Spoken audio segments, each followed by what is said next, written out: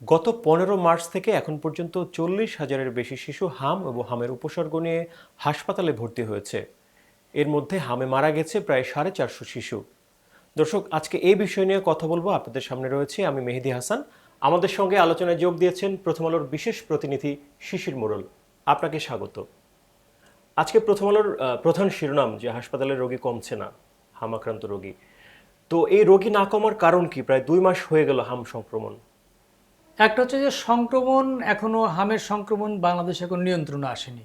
এখনো সারা দেশে মোটামুটি অনেক বাচ্চা আক্রান্ত হচ্ছে সব সব জায়গা থেকেই।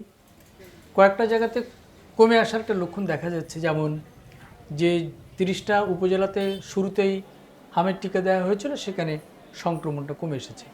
কিন্তু বাংলাদেশে তো 30টা উপজেলার বাইরে আরও পুরো বাংলাদেশ পড়ে আছে। সেখানে আসলে মানুষ শিশুরা এখন আক্রান্ত হচ্ছে। এখন সেই কারণে আক্রান্ত রোগীরা অনেকে বাড়িতে থাকতে স্বস্তি বোধ করছে না। মিডিয়াতে অনেক খবর আসছে, অনেকে কি খুব নিরাপদ বোধ করছে না বাড়িতে থাকতে। সুতরাং বাচ্চাকে নিয়ে মা বাবার উদ্বিগ্ন। মা বাবারা আসলে মনে করছেন যে হাসপাতালটাই হচ্ছে আমাদের জন্য। সুতরাং হাসপাতালে তারা যাচ্ছেন। আপনি যদি দেখেন যে শিশু হাসপাতালের কথাই যদি ধরেন, ঢাকাতে দেখবেন যে প্রায় 30টার বেশি জেলা থেকে ঢাকাতে রোগী চলে আসছে। কারণ হচ্ছে মনে করে যে শিশু হাসপাতালে চিকিৎসাটা ভালো হবে শিশুদের, সেই জন্য তারা চলে আসছে। আর একটা হচ্ছে হাসপাতালে গেলে এখন একটা ধারণা হয়েছে যে আপনার আইসিইউ লাগতে পারে।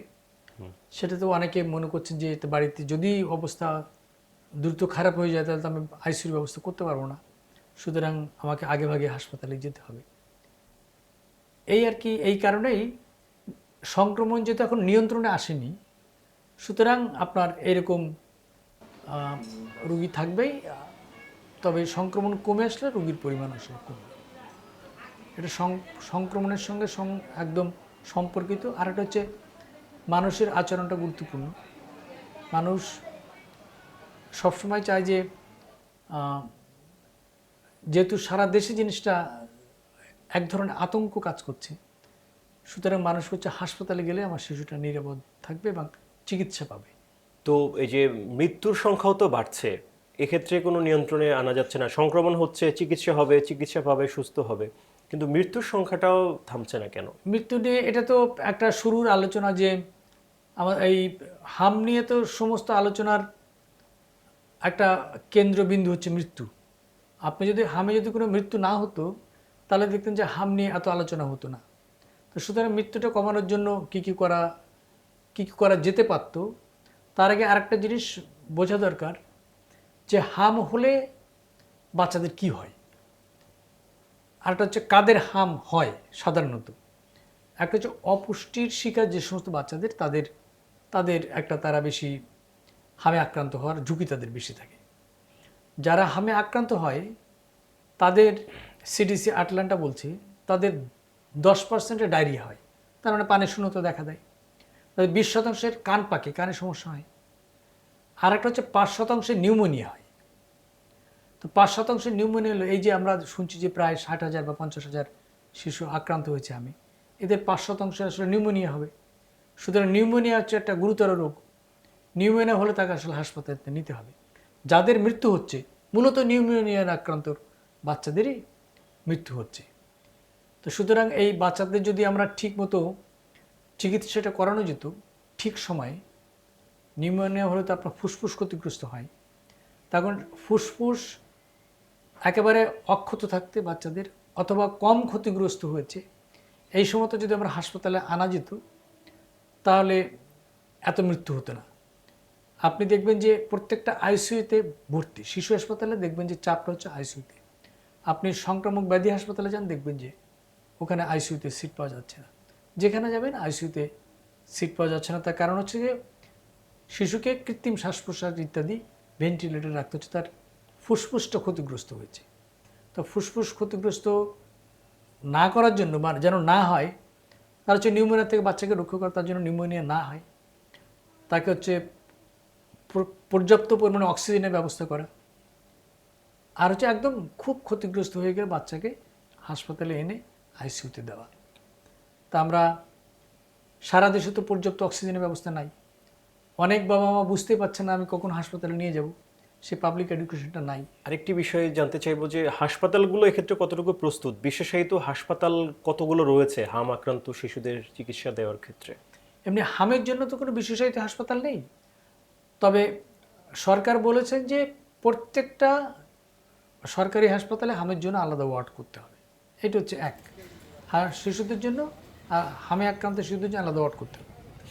ঢাকাতে একটা হাসপাতাল আছে আপনার, উত্তর সিটি কর্পোরেশনের যে হাসপাতালটা, মার্কেট ছিল যে হাসপাতাল ছিল, ডিএনসিসি বলে পরিচিতি পেয়েছে, সেইটাকে টোটালি আপনার বলে দেওয়া হয়েছে এটা ডেডিকেটেড ফর হাম, এটা হামের শিশুদের জন্য, এটাই সেখানেই চিকিৎসা হচ্ছে। শিশু হাসপাতাল যেমন প্রচুর হামের রুগী আছে, আপনার সংক্রামক ব্যাধি হাসপাতালে দেখবেন ওখানে হামের শয্যা আছে মাত্র 10টা, কিন্তু গতকাল রুগী ছিল মনে হয় 52টা, আজকেও অনেক রুগী সেখানে আছে হামের জন্য। আর সরকার বলেছে যে সব হাসপাতালগুলোতে হামের জন্য আলাদা ওয়ার্ড করতে হবে এবং সেটা আইসোলেটেড থাকবে, কারণ হাম যেহেতু সংক্রমণটা ছড়ায় দ্রুত, হামের সংক্রমণ দ্রুত ছড়ায়, সুতরাং আলাদা ওয়ার্ড করতে হবে। বেসরকারি হাসপাতালগুলোতে কি হচ্ছে এটা ঠিক আমরা জানি না, কারণ বেসরকারি হাসপাতালগুলোতে সাধারণত সাংবাদিকদের যাতায়াত কম, কিন্তু বেসরকারি হাসপাতালগুলোতে একটু নজরে আনা দরকার, কারণ আমরা ইতিমধ্যে জেনেছি যে বেসরকারি বেশ কয়েকটি হাসপাতালে অনেক মৃত্যুর ঘটনা ঘটেছে। তো এক্ষেত্রে সরকার কি করছে এই পরিস্থিতি নিয়ন্ত্রণে আনতে? হামের পরিস্থিতি নিয়ন্ত্রণে আনার জন্য সরকার এই এই এই এখন যে পরিস্থিতি, এটাকে আউটব্রেক যেটাকে আমরা বলছি, প্রাদুর্ভাব বলছি, প্রাদুর্ভাব কমানোর জন্য সরকারের প্রধান কাজ হচ্ছে মূলত টিকা দেওয়া। সরকার সেটা করছে প্রাদুর্ভাবের জন্য, প্রাদুর্ভাব মোকাবেলার জন্য হচ্ছে টিকা দেওয়া, সেই কাজটা সরকার করছে। এবং দেখবেন যে সরকার দাবি করছে যে 100+ মানে পার্সেন্ট, মানে 100% বেশি টিকা দিয়ে ফেলেছে। এখানে একটু বোঝার ভুল হতে পারে, আমার টিকা দেওয়ার কথা ছিল 100 শিশুকে, আমি 101জন শিশুকে কী করে টিকা দিলাম, এটা প্রশ্ন উঠতে পারে। এখন সরকার বলেছিল যে আমরা 1,80,00,000, তারপরে আরও তো কিছু বাচ্চাকে আমরা টিকা দেব। সরকার গতকালকে বলেছে আমরা 1,80,00,000-এর বেশি শিশুকে আমরা টিকা দিয়ে ফেলেছি। এখানে দুটো কারণ হতে পারে। একটা হতে পারে যে সমস্ত শিশুদের সাথে বয়স লিমিট করে দেওয়া ছিল 6 মাস থেকে 5 বছর, সুতরাং কেউ হয়তো 5 মাসের বাচ্চাকে দিয়েছে, কেউ হয়তো 5 বছরের বেশি বয়সকে যে সে নিরাপদ বোধ করছে না, এটা হতে পারে। আরেকটা হচ্ছে সরকারের এস্টিমেশনে ভুল থাকতে পারে, যে আমার এত সংখ্যার শিশুর এই বয়স সীমার ভিতরে পড়বে, বাস্তবে শিশুর সংখ্যা হয়তো আরও বেশি, এবং তাদের প্রত্যেককে টিকা দিতে হয়েছে। টিকা দিতে হলে এখন দেখা যাচ্ছে পার্সেন্টেজ এই, যে কারণে আজকে সরকার যেটা করেছে যে কত শতাংশ শিশুকে টিকা দেওয়া হচ্ছে, সেই তথ্যটা আজকে সরকার রিলিজ করেনি। আজকে সরকার সেখান থেকে বিরত থেকেছে। করোনা মহামারীর সময় টিকা দেওয়ার পর একটা হার্ড ইমিউনিটি হয়েছিল, এখন এই শিশুদের হামের ক্ষেত্রে কত শতাংশ শিশুকে টিকা দেওয়ার পরে আসলে হার্ড ইমিউনিটি হতে পারে? হার্ড ইমিউনিটির বিষয়টা দুই ক্ষেত্রে, এখানে একটা মানুষের ভুল বোঝাবুঝি হচ্ছে। একটা হচ্ছে যে হার্ড ইমিউনিটি গড়ে ওঠে মূলত রুটিন টিকা থেকে। রুটিন টিকা থেকে আপনার বাড়ির পাশে দেখবেন যে টিকাটা দেয়, সেটা রুটিন টিকা।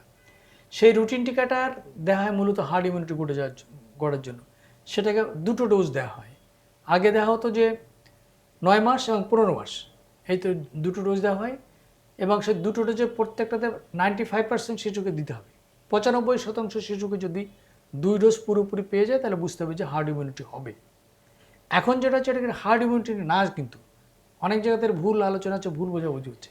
এটাকে আউটব্রেকটাকে থামানোর জন্য, এটা কিছুতেই হার্ড ইমিউনিটির জন্য না, এটা আউটব্রেকটার জন্য না, আর হামটা যেন না ছড়ায় সেটার জন্য। এরপরে আপনাকে নিয়মিতভাবে আবার টিকা দিতে হবে, যেটা ইপিআই বলি আমরা, সম্প্রসারিত টিকাটি দান কর্মসূচি। এই বর্তমান পরিস্থিতিতে হার্ড ইমিউনিটির কোনো সম্পর্ক নেই, এটা হচ্ছে অ্যাবসলিউটলি আউটব্রেকটাকে থামানোর জন্য। এক্ষেত্রে ব্যক্তি পর্যায়ে করণীয় কি, পরিবার বা মা বাবার কি করণীয় আছে? মা বাবা হচ্ছে যে আমার সবসময়তে সচেতন থাকা, আমার শিশুর শরীরের তা সে জ্বরাক্রান্ত কিনা, হাসি কাশি দিচ্ছে কিনা সেটা দেখা, আর যতদূর সম্ভব শিশুকে এক্সপোজ না করা, বাইরে না নিয়ে যাওয়া, বা যে বাড়িতে হাম হয়েছে সেখান থেকে একটু দূরে থাকা, নিজেদের বাড়িতে মাস্ক পরা বা নিয়মিত হাত ধোয়া, এই কাজগুলো করা খুব জরুরি। একটি বিষয় জানতে চাইবো, সামনে একটা বড় উৎসব আছে, কুরবানির ঈদ আছে, ঈদুল আজহা।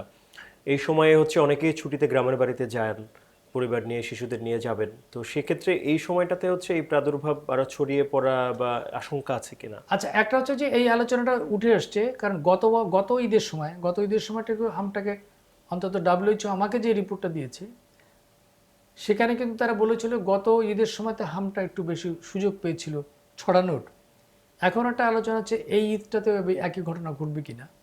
সরকারের টার্গেট হচ্ছে এই ঈদের আগে সমস্ত বাচ্চাদেরকে টিকা দিয়ে দেওয়া। তাই যদি হয় তাহলে এই সমস্ত বাচ্চাদের যদি প্রতিরোধ ক্ষমতা গড়ে ওঠে এবং তারা যদি আর ছড়াতে না পারে তাহলে একটা হয়তো দেখা যাবে যে যে আশঙ্কাটা করা হচ্ছে সেই আশঙ্কাটা পুরোপুরি ঠিক না। এখন এই বিষয় নিয়ে আলোচনা কালকে থেকে শুরু হয়েছে।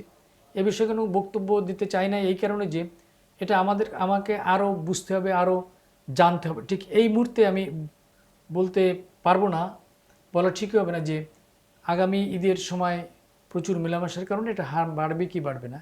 কারণ এর জন্য অনেক জিনিস এর পিছনে কাজ করবে। সেটা রোগতত্ত্ববিদ যারা আছেন, যারা এই জীবাণু নিয়ে কাজ করেন, তারা বলতে পারবেন যে এটা। এবং নিশ্চয়ই আজকাল পরশুর ভিতরে আমি আমার পাঠক এবং সবাইকে বলবো যে কী করতে হবে। আমি গতকাল থেকে এটা নিয়ে কাজ শুরু করেছি এবং এটা এই সঠিক তথ্যটা এখন দেওয়া মানুষকে খুবই জরুরি যে কী করতে হবে মানুষকে। বর্তমান পরিস্থিতিতে হাসপাতালগুলোর কি করার আছে? আর দেখেন যে আজকে আপনি তো আলোচনার শুরুতে আমার রিপোর্টের কথা বললেন। আমি রিপোর্টে এই একই কথা জনস্বাস্থ্য বিশেষজ্ঞ এবং রোগ নিয়ে যে রোগতত্ত্ববিদ তাদের কাছ থেকে জানতে চেয়েছিলাম যে ব্যক্তির কী করা উচিত, পরিবারের কী করা উচিত এবং হাসপাতালগুলোতে এখন আসলে কী করা উচিত। কারণ একটা ধারণা তো আছে যে ধরানো হচ্ছে যে হাসপাতালগুলোতে ঠিকমতো ব্যবস্থাপনা হচ্ছে না। এইটা কিন্তু মানুষের ভিতরে একটু এটা চাউর হয়ে গেছে যে কেন এত বাচ্চা মারা যাবে, সেটা তো ঠক না। এখন 3-4-5টা জিনিস করার আছে। একটা হচ্ছে যে কোন বাচ্চাকে আমাকে আইসিইউতে নিতে হবে আর কোন বাচ্চাকে আইসোলেশনে নিতে হবে, কোন বাচ্চাকে বাড়ি পাঠিয়ে দিতে হবে, এই ট্রায়ালসটা করতে হবে। এটা কোনো ট্রায়ালস, রুগী বাছাই করা। এটা যুদ্ধক্ষেত্রে হয় যে যেমন সহজে বোঝার জন্য চাল আর ডাল আপনি একসাথে করে দিলেন, মুসুরির ডাল এবং চাল, এবং এই যে বেছে বের করা যে এটা চাল এটা ডাল, আমার ডালটা দরকার নেই চালটা।